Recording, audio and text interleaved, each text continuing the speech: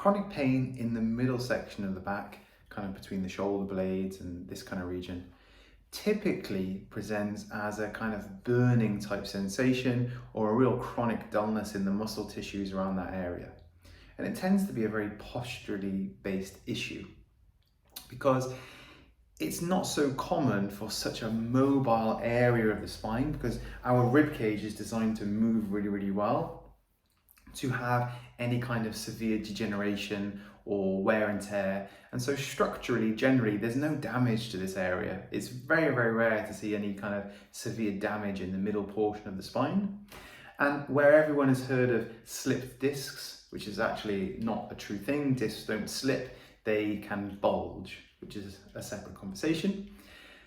But in the middle part of the spine, the canal of which the spinal cord runs through is so big that even if I had a bulging disc, it's very rare to feel any kind of symptom from that, because there's nothing that bulge can touch.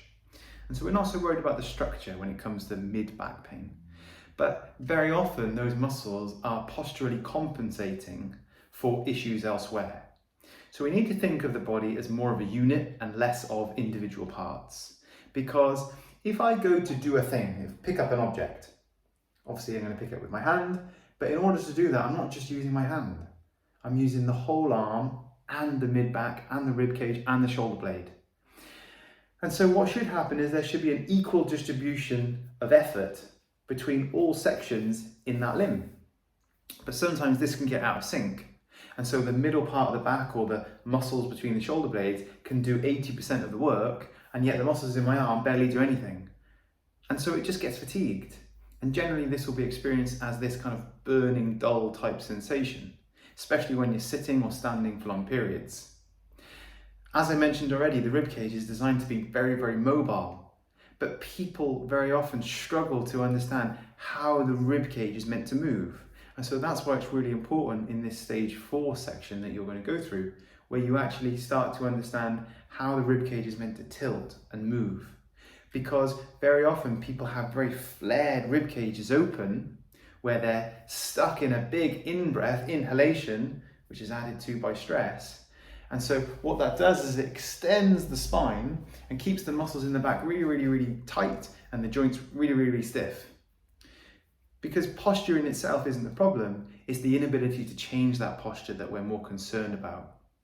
And so lots of nice breathing work can be done, where we're trying to breathe from the diaphragm, and more so trying to learn how to not flare our ribs open all the time and learn how to suck kind of everything back in, so to speak, can be really, really helpful to open up the tissues on the back of the rib cage and really get that rib cage moving. It's so important, because we see a lot of stiffness in that mid-back when actually it's designed to be very, very mobile. So in the clinic, what we need to figure out is it's probably not going to be a structural problem, but we need to make sure. Then we need to look at, is that mid-back compensating for the shoulder, the elbow, the wrist? Is there any previous injuries there that haven't been dealt with properly? Do we need to do anything there to kind of take the pressure off the mid-back? And perhaps some symptom management and manual therapy on the middle part of the back to reduce the symptoms in the short term. Then for yourselves outside of clinic, it's about learning how to move that rib cage again in an efficient way, learning to breathe in the correct way so that your rib cage can move in all of the directions it's needed to move in, so that you can get to where you need to be. Any symptom management work can be looked at through our pain management section, but you have to realize that these things won't treat the cause of the issue, but they may help you get through a painful period. And of course, pain education section is very, very important, because it's the understanding of that pain really that's been shown to be very effective when treating chronic longer term pain. Because we need to understand what on earth's going on before we can really tackle it.